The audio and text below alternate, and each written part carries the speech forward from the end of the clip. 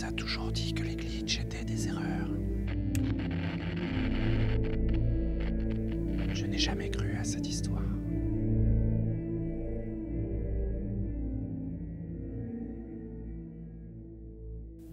Bonjour à tous, bienvenue pour ce nouveau fils de glitch.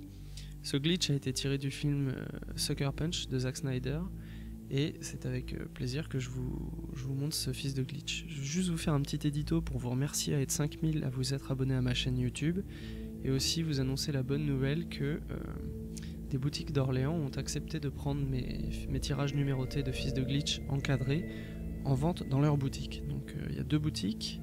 C'est Miskatonic Shop, donc l'ancien bazar du bizarre, et Légende BD. Donc voilà, je vais aller les poster, je vais aller leur donner la semaine prochaine, et c'est un honneur pour moi d'être exposé dans ces boutiques et mis en vente en plus. Merci à vous, et on se retrouve tout de suite pour la partie numérique du glitch. Donc voilà, je vais recommencer par-dessus, on est sur la partie numérique. Donc pour moi sur ce glitch j'ai tout de suite vu un personnage en plein milieu.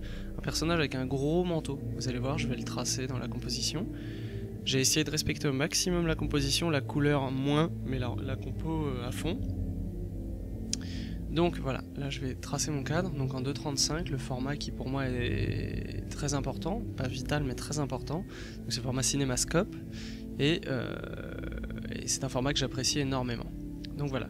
Pour les têtes, je me suis posé plusieurs questions. Est-ce qu'il avait des lunettes de type comme ça, là, vous voyez, de ski ou quoi? Mais je trouvais que ça faisait un peu pourri, un peu j'aimais pas. En fait, j'aimais pas trop ces lunettes, donc j'ai pris la liberté de faire un casque à visière unique. Là, je trace les petites montagnes et je me pose les couleurs en les sortant directement du glitch.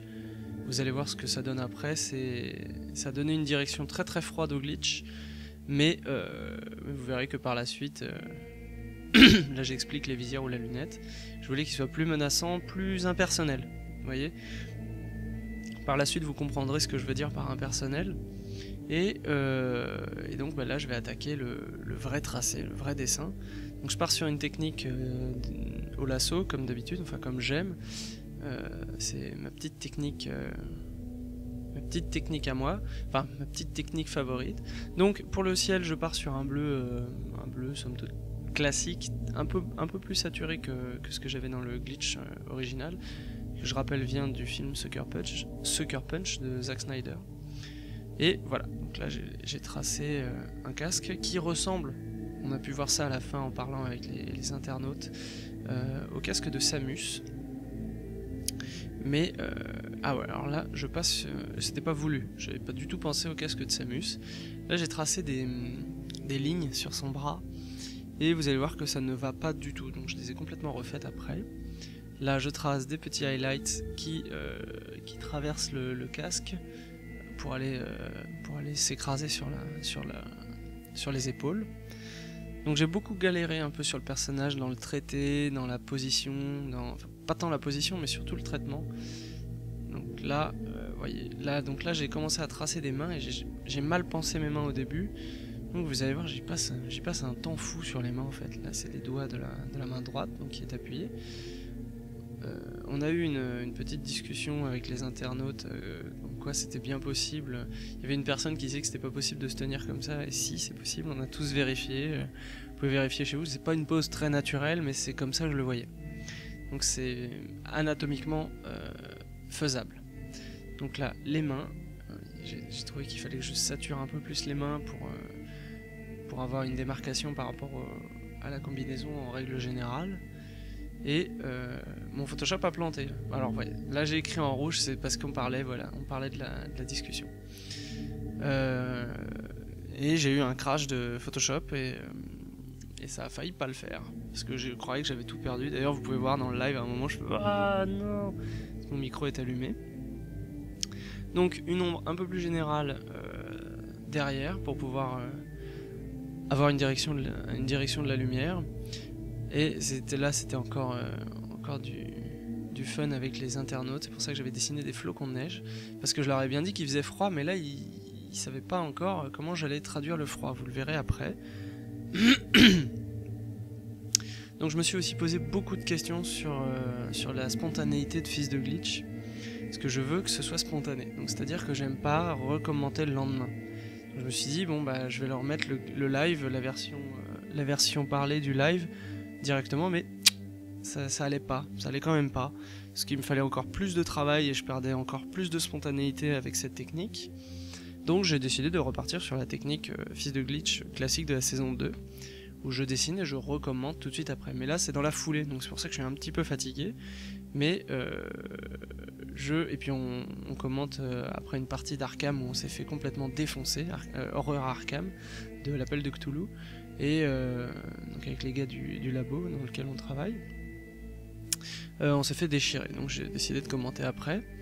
Parce que si je laisse une nuit partir, je perds la spontanéité du fils de glitch. Et le fils de glitch est un exercice de style très spontané. Et je cherche à partager avec vous cette spontanéité. Donc là, les mains. Donc après un petit crash de Photoshop, j'ai quand même rattaqué les mains. Vous allez voir, c'est un bazar les mains. J'ai mal géré mes ombres, j'ai mal géré mes trucs. Les couches de couleurs sont mal gérées. J'étais vraiment perdu dans ce glitch. Et j'avais la pression parce qu'il y avait quand même du monde. On est monté à 135 personnes qui regardaient. Et pour moi, c'est assez incroyable. Donc là, voilà. Alors là, j'ai attaqué une grosse partie, c'est le visage. Je me suis dit, mais mince, il faut que je lui donne une vie à ce personnage tout en le laissant mystérieux. Donc c'est là que vous allez voir que... Enfin, non, vous allez pas le voir, je vais vous le dire. Ce personnage, pour moi, il me fait penser je sais plus comment il s'appelle, j'ai pas le nom en tête dans le film Prometheus donc, et dans Alien. Il y a un énorme mec qui est assis aux commandes d'un canon ou aux commandes du vaisseau. Et c'est un géant, quoi. Et donc, je sais pas pourquoi, mais de dessiner ce personnage, ce visage, ça m'y a fait penser.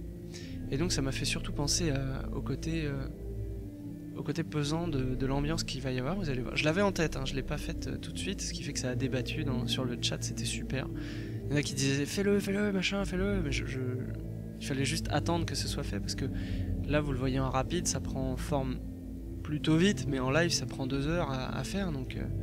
D'ailleurs je salue et je remercie tous ceux qui sont là pendant les 2 heures, c'est assez incroyable. Donc toujours les highlights, mes lumières sont franches et découpées. Les montagnes, vous allez voir, j'allais les casser pour jouer avec les ombres. Là j'ai rajouté des ombres aux montagnes. Et là je vais la péter ma montagne parce que je trouve qu'elle... je peux pas jouer assez avec les ombres, donc je la casse pour faire un trou et pour montrer que le soleil vient bien de là-bas. En haut à droite, en biais, donc il vient en plongée. Des petits nuages, parce que j'adore les petits nuages. Hop, des petits rochers qui montent. Et vous allez voir qu'après je vais complètement péter les couleurs pour garder ce ton froid. Parce que là le gars, il se pose, on sait pas trop ce qu'il fait. D'ailleurs la question que tout le monde se pose c'est qu'est-ce qu'il fait là? Pourquoi il est aussi calme? Dans un monde où il fait très froid, donc sa combinaison est pour moi très chaude. Il n'a pas besoin de thermoréacteur, je sais pas ce qu'on pourrait appeler. Son dos est grand, c'est plus une erreur qu'autre chose, mais on pourrait masquer cette erreur avec le fait de... Là j'attaque les flocons de neige, et la neige posée sur les récifs montagneux. Et on pourrait dire, oui, mais son dos est grand parce que c'est une réserve d'oxygène, non, c'est pas vrai, son dos est grand parce que la forme est comme ça, et puis bah, j'ai pas rechangé la forme après. J'ai gardé ma forme de départ, et puis bah tant pis, le mec il a un grand dos.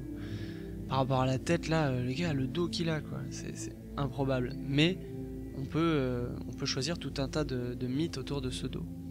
Donc là, je travaille les petits flocons, et vous allez voir que à chaque fois que je fais un fils de glitch, une image de toute façon en règle générale, pour moi c'est j'essaye de faire un plan de film à tous les coups. Donc je travaille ma lumière à fond, ma profondeur de champ à fond, et tout ce qui s'ensuit.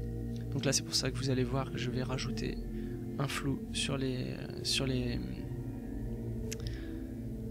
flocons au premier plan et un flou sur les flocons tout au fond, parce que la profondeur de champ est à choisir. J'ai pas mis une focale infinie, donc la focale je la fais après en la pensant, et donc là je rajoute les lumières finales pour donner l'atmosphère et la profondeur de champ toujours, car pour moi une image que je fais doit donner des informations de lumière. Je vous conseille d'aller voir le live si vous voulez toutes les explications en détail à partir de la dernière demi-heure du live. C'est sur ma chaîne Twitch. Et puis j'espère que ce fils de glitch vous plaît, vous a plu. Et je ne peux que vous remercier de me suivre. Et je vous fais un grand merci parce que vous êtes 5000 à être abonnés, là je viens de voir. Et c'est incroyable. je pensais jamais monter à ça. Et donc voilà, je vous remercie et à très vite.